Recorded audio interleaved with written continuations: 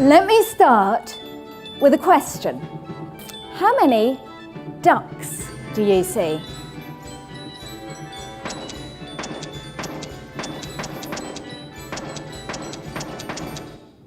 Show me with your hands where this is 0, this is 10, how many ducks you saw.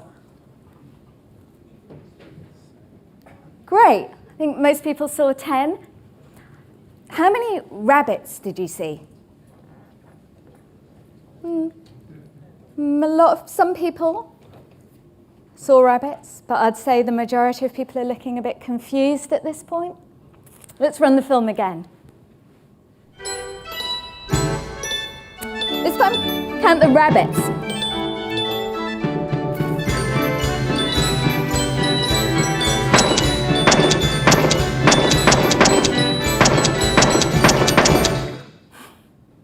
Our brains are not the rational, objective things we might want them to be. Instead, our decisions, our choices, our analysis is affected by our own experiences, by our own thinking patterns, by the way an issue or event is framed. If we only look for ducks, we're unlikely to see rabbits. I became fascinated by how it is we think and why it is we make the decisions we do a few years ago. When I started researching my new book, Eyes Wide Open, I dug into the economics literature, my field, but also the literature in neuroscience, in psychology, in information science, in complexity studies, trying to piece together what it takes to make smart decisions. And I interviewed some of the smartest decision makers out there, from hedge fund honchos to Hollywood producers, from ER doctors to fighter pilots, trying to piece together what it takes to make smart decisions in complex times. And what I want to do this afternoon is share with you just 6 insights from my research, 6 insights that should help us be able to see ducks and rabbits. The first, and I'm aware of the irony here because I am a professor, is that we shouldn't rely on experts entirely because they frequently get things wrong. Who's this? Alan Greenspan, exactly. Just a few months before the financial crisis struck, Greenspan was talking about how derivatives would make the global economy safer, and how many of my colleagues predicted the financial crisis. So few. In fact, Philip Tetlock's seminal research on experts, which looks at 62,000 expert predictions over a 16-year period, discovered that experts did no better than a monkey randomly throwing a dart on a board. And yet we cede so much power to experts. In fact, we put them up on pedestals. We give up our independent decision-making capabilities and hand it over to them. This sounds extreme, but there was a recent fascinating study done at Emory University where they scanned volunteers in a functional MRI scanner, scanned their brains whilst they contemplated an expert's advice. In this case, it was a financial expert. The results were extraordinary. As they contemplated the advice, it was as if the independent decision-making part of their brains switched off. And they just accepted, followed what the expert said. We need to keep our brains switched on, which means taking responsibility ourselves for becoming smarter information hunter-gatherers.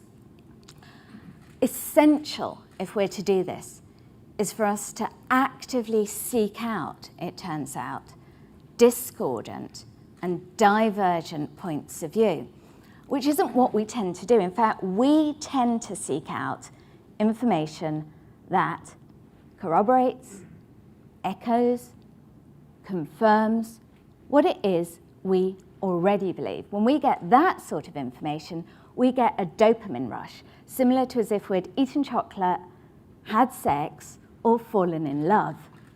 It feels good. Yet, innovation, creative thinking, is understanding that this comes about not only from the creation of ideas, but also from their destruction.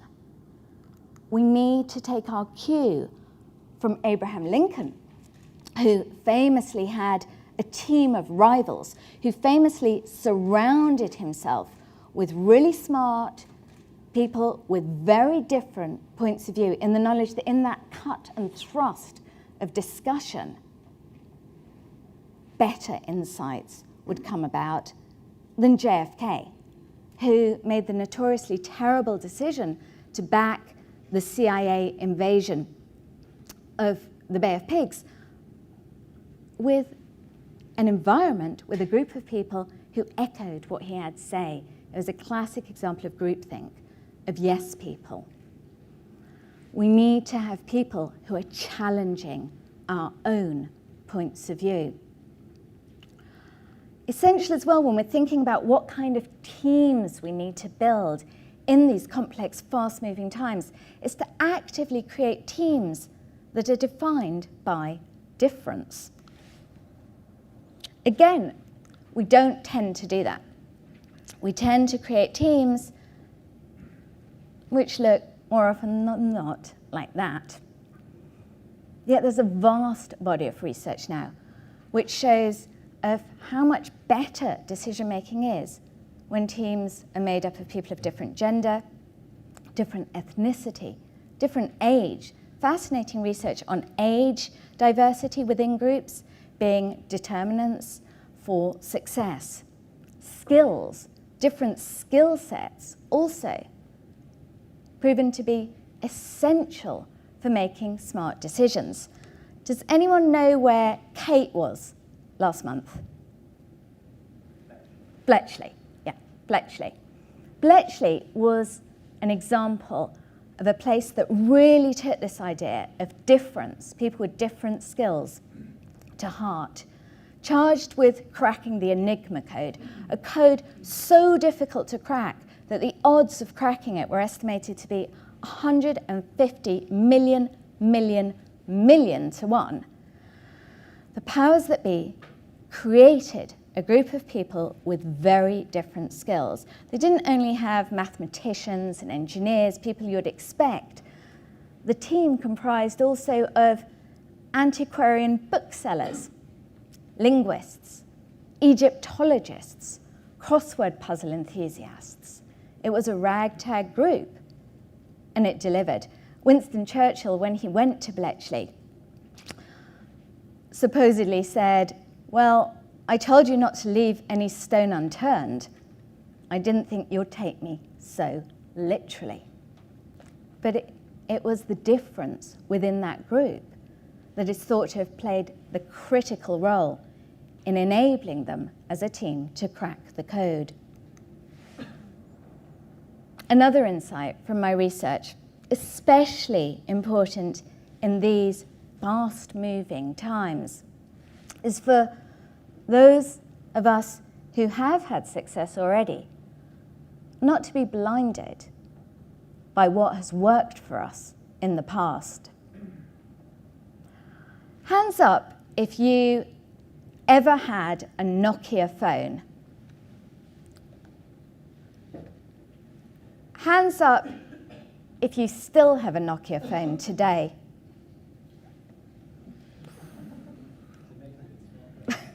Wow. I mean, Nokia is an example of a company that was blinded by its own success. They were the mobile phone company. Throughout the 90s, people had Nokia phones. We all had our Nokia phones. In fact, 4 out of every 10 handsets sold globally in the 90s was a Nokia handset. But in 2007, when Apple introduced the iPhone, Nokia was caught sleeping on the job. It turned out that engineers at Nokia had actually developed a whole host of features very similar to an iPhone. Touch screen, colour screen, kind of swoop type features. But when they took it to management, management wasn't interested.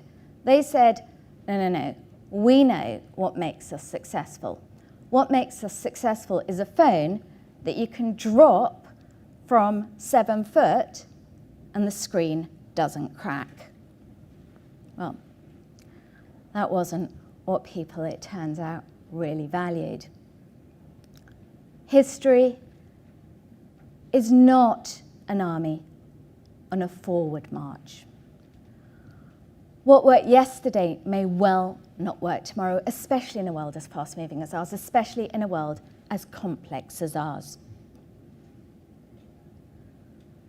The fifth insight is that if we're going to make smart decisions, we have to get into decision-making shape. I know that John Coates is going to talk more on this, some aspects of this, but here I wanted to say we need to get better at understanding what affects our decision-making. Our emotions, they really affect our decision-making. If we're feeling anxious, we become more tunnel-visioned. If we're feeling scared, we become more risk-averse. If we're feeling happy, we're more prone to take risks. It's why we typically see a spike in a country's stock market if their national football team wins a big game. Something we don't need to worry about here, sadly. Our physical state affects our decision-making too. Sleep. If you haven't had enough sleep, lots of research coming out now, terrible for decision-making. President Clinton talks about how the worst decisions he ever made in office were when he hadn't had enough sleep. Food. I'm the speaker after lunch, so I need to think about how this affects me. Food, if you haven't eaten, or if you have eaten, affects your decision-making. Fascinating research done on judges in Israel. People you would think of as being super rational decision-makers. They looked at why judges granted parole. Was it because of the ethnicity of the applicant, the gender, the type of crime? No, the single biggest determinant was whether the judge had recently eaten. Seriously, if you went before the judge just before their 10 a.m. snack, disaster. 0% chance of getting parole. If you went just after that snack, shot up to 65%. Just before lunch, terrible time again, fell down, 10% chance. Just after lunch, shot up to 65%. Our state of sexual arousal, it turns out, also affects our decision-making.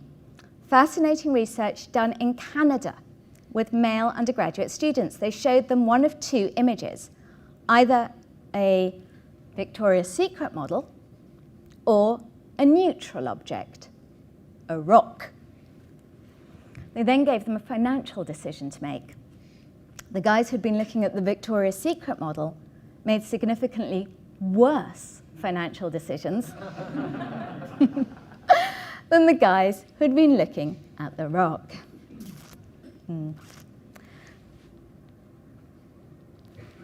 Seek out divergent and different perspectives. Get into decision-making shape. Don't be blinded by your own success. Don't rely on experts to get it right. These are important lessons, but all these take time. Can everyone who actively carves out at least 30 minutes every day just to think, please stand up?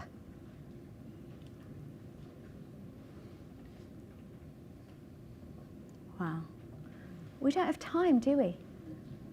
We're drowning in emails. We're bombarded with our own to-do lists. We're in this state of continuous response where the immediate crowds out the urgent. This is even people in this room, people who are making strategic decisions, who have other people who are following their thoughts. And yet, if there's one thing that every one of the smartest decision makers I interviewed in my research did, was they actively carved out time to think. Shall I share a tip with you that they shared with me? A way to not be stressed and carve out this time? It was so easy. Just put in your diary, TTT, time to think. Some of them actually put in Project X so that their PA thinks they're doing something really important. They all do it. Doesn't have to be 30 minutes a day. It's not that you have to sit at your desk thinking. It can be thinking time when you're at the gym. It can be thinking time when you go for a walk. But if we are to innovate, if we are to imagine, if we are to be Apple and not Nokia, if we are to see ducks as well as rabbits, we need time and space to think, to imagine, to dream. Thank you.